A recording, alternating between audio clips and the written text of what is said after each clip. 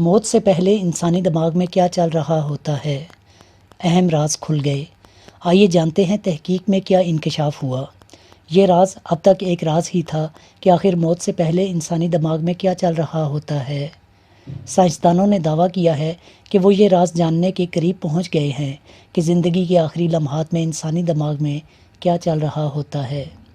مختلف تجربات کے بعد ثابت ہوا کہ انسان کے مرنے کے بعد اس کا دماغ 10 منٹ سے زیادہ دیر تک کام کرتا رہتا ہے۔ اس عرصے میں دماغ اسی حالت میں ہوتا ہے جیسے وہ گہری نیند کی حالت میں ہو۔ طبی ماہرین نے حادثاتی طور پر ایک دم توڑتے شخص کے دماغ کی ریکارڈنگ EEG کا استعمال کرتے ہوئے کی۔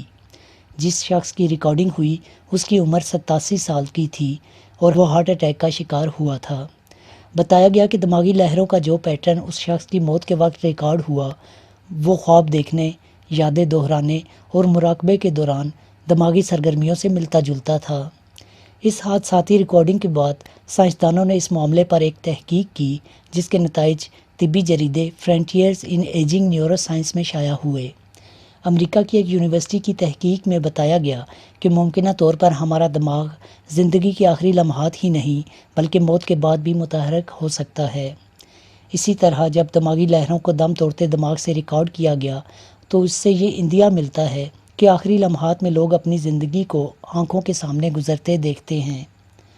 محققین نے بتایا کہ ہم نے موت کے وقت بھی 900 سیکنڈ کی دماغی سرگرمیوں کی جانچ پڑتال کی اور اس پر توجہ مرکوز کی کہ دل کی دھڑکن رکنے سے 30 سیکنڈ پہلے اور 30 سیکنڈ کے بعد دماغ پر کیا ہوتا ہے۔ انہوں نے کہا کہ دل کی دھڑکن رکنے سے کچھ لمحے پہلے اور کچھ لمحوں کے بعد ہم نے مختلف دماغی لہروں میں تبدیلیوں کو دیکھا۔